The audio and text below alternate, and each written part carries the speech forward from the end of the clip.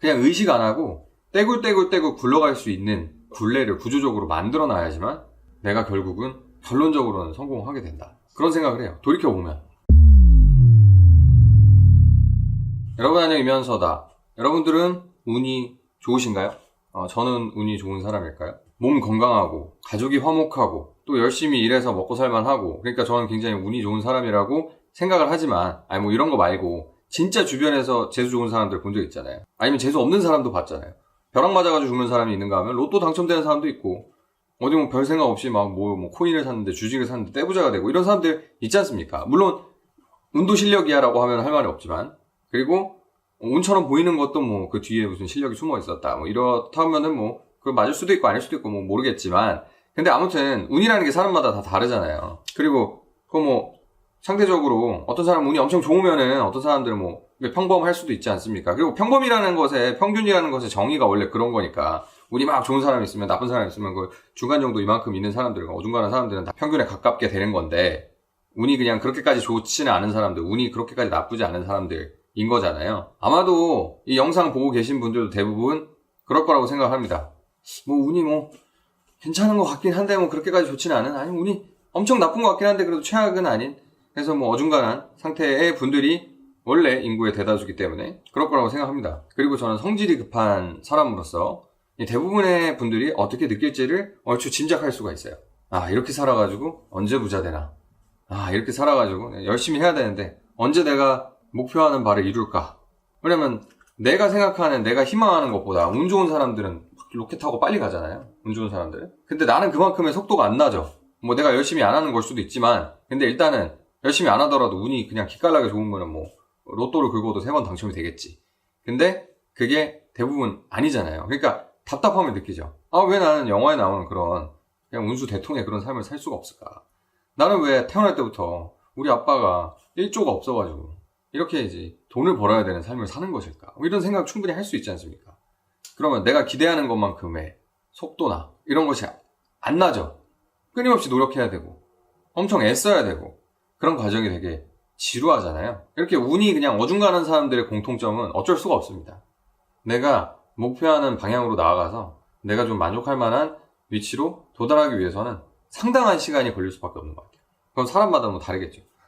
10년 걸린 사람도 있고 30년 걸린 사람도 있고, 뭐 거기에도 재수 좋은 사람은 좀 더 짧을 수도 있고 재수가 나쁜 사람은 50년 걸릴 수도 있고 그렇잖아요. 그러니까 그 시간이 근데 일반적인 직업인들의 입장에서는 너무 길다, 너무 지루한 거죠. 저는 성질이 엄청 급하기 때문에 항상 그런 생각을 가지고 삽니다. 이게 뭐 비즈니스만 하려고 해도 몇 년이네. 뭘 배우려고만 해도 이 나이 먹고서 뭐 배우려고 하면 또 그것도 5년 10년이네.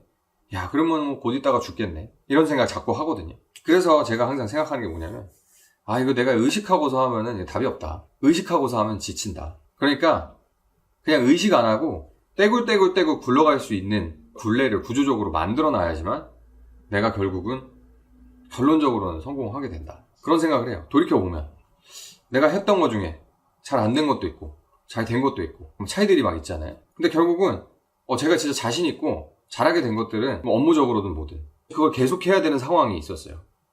혹은 내가 의식하지 않고 그냥 계속 하게 된 팔자가 있었습니다.